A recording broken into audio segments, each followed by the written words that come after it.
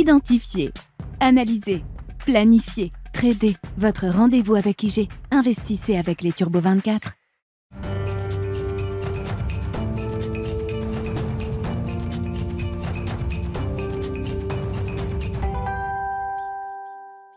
État des lieux techniques des marchés après une remontée du risque bancaire, de la volatilité et de la vigilance des investisseurs avec la chute notamment de la banque de la Silicon Valley ces dernières heures. Vincent Bois est avec nous en plateau, les équipes d'IG qui nous accompagnent chaque lundi pour le plan de trading de Smart Bourse. Bonjour et bienvenue Vincent. Bonjour. Que dire de la situation de stress? Effectivement, il faut déjà le constater. Je le disais, risque bancaire, rythme cardiaque qui remonte et niveau de volatilité sur les classes d'actifs risqués qui remonte également.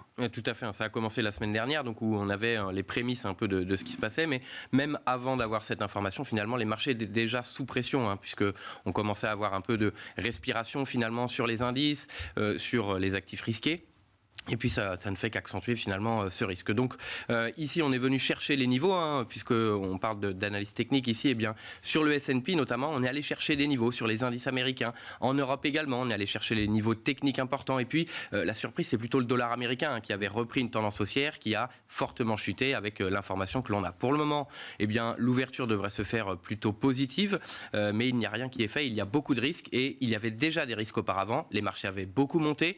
On rajoute simplement des risques. Donc attention tout de même, même si cela est contenu, attention à augmenter les risques comme ça. Oui, les prochaines heures, les prochains jours seront sans doute déterminants pour savoir si on change complètement de scénario ou si on reste dans quelque chose de canalisé, de circonscrit à certaines parties spécifiques du système financier. Sur le plan technique, que dire effectivement du retracement atteint par les indices, si on prend par exemple comme référence le S&P 500 américain, Vincent, et que dire effectivement de l'équilibre et des enjeux techniques à ce stade pour un indice comme le S&P? Alors justement, on a vu beaucoup d'évolutions finalement sans réelle tendance, en train de voir les acheteurs et les vendeurs proches des 4000 points, 3900, et cette droite de tendance finalement, cette résistance importante depuis le début du marché baissier qui tenait, et puis on est venu rebondir dessus. Donc niveau technique, c'est vraiment cette tendance. Si on repasse sous cette résistance oblique, ça peut invalider finalement ce rebond haussier. On l'a déjà vu lors de précédentes crises, ce type justement de cassure haussière qui peut nous amener à une tendance haussière de fond,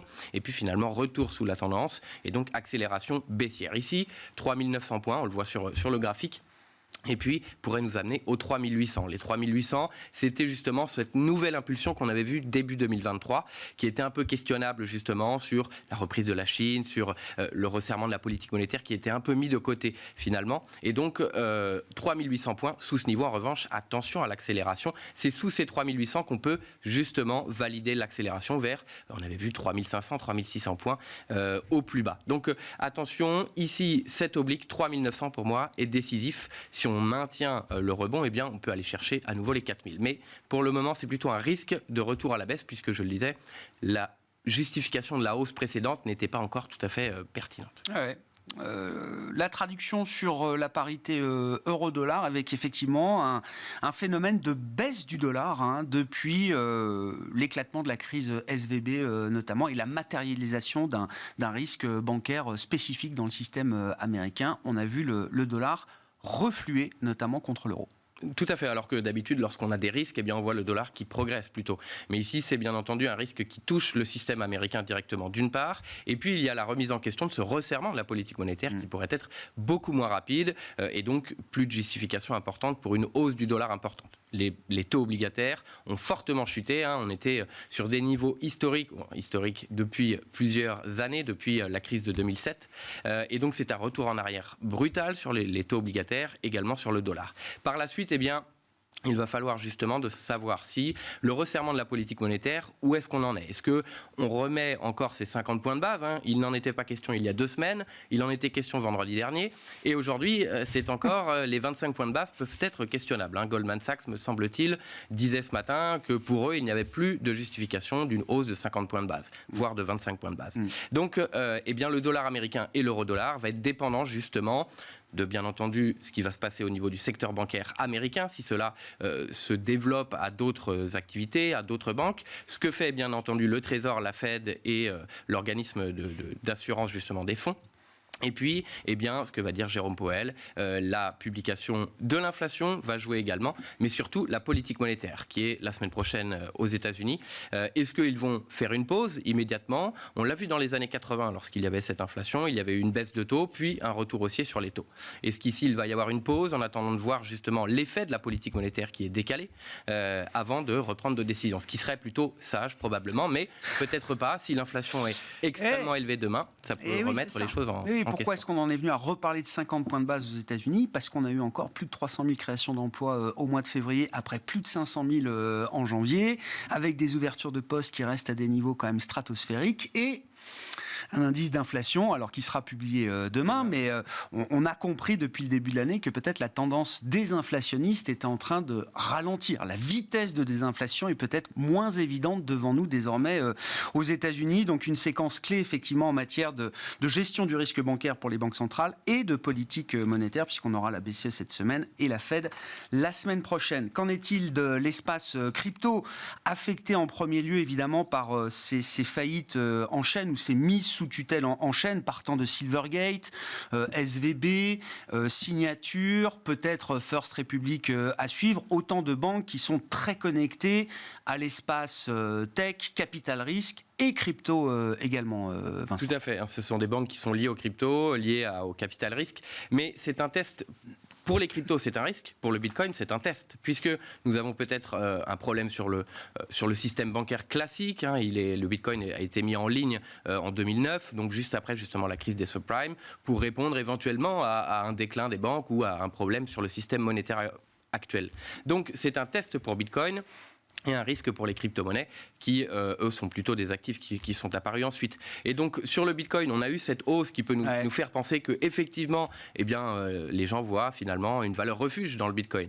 Mais il y a également d'autres facteurs, notamment Binance qui doit se libérer des BUSD, de son stablecoin, et donc qui a annoncé ce matin qu'il achetait beaucoup pour $1 milliard de BTC, de TH et de BNB. Donc, voilà, il y a beaucoup de questionnements. On va le savoir dans les jours, dans les heures à venir, savoir si Bitcoin répond justement à cette question. Est-ce une valeur refuge ou non ? Si la tendance haussière est au-delà, on le voit là, des 22 300 points, c'est un niveau important. Si nous dépassons ce niveau, ça peut être au niveau technique une manière de retrouver les 25 000.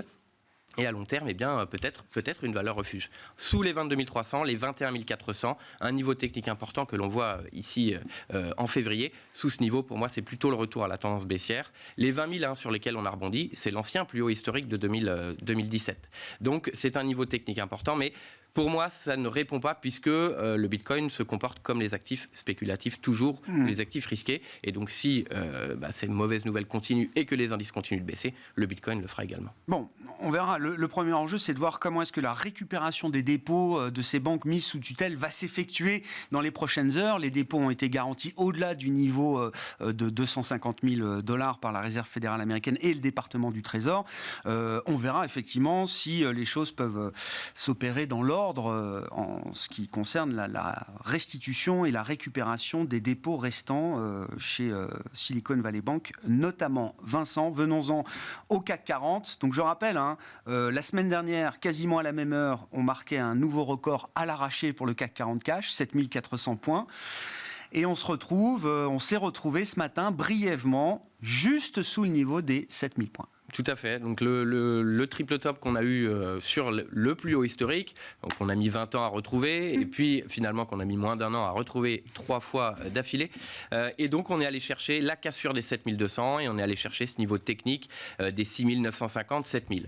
6950, c'est l'ancien plus haut historique justement qui date de la bulle Internet. Et donc on est revenu sur ce niveau. C'est le niveau également d'impulsion qu'on a vu au début d'année. Donc un niveau technique important qui permet de respirer actuellement, mais bien entendu, les risques sont là. Tout va dépendre du marché américain, justement, des banques, comment cela se passe, de l'inflation. Beaucoup de facteurs qui vont jouer dans l'évolution finalement des indices. Mais au niveau technique, si on revient au-delà des 7200, on peut tenter de repartir à la hausse et d'essayer d'adoucir un peu, d'arrondir les angles. Sous les 7000, 6950, attention à l'accélération baissière. On le voit ici sur la moyenne mobile sans période. les 6800, 6840, qui a également servi de résistance à de nombreuses reprises. Mais sous les 7000, 6950, cette impulsion haussière pourrait être cassée et l'accélération baissière pourrait continuer. Bon, c'est l'enjeu de très court terme, 6950, 7000 sur le CAC. On verra si cette zone qui est défendue pour l'instant sera préservée encore dans les prochaines heures et les prochains jours. Merci beaucoup Vincent.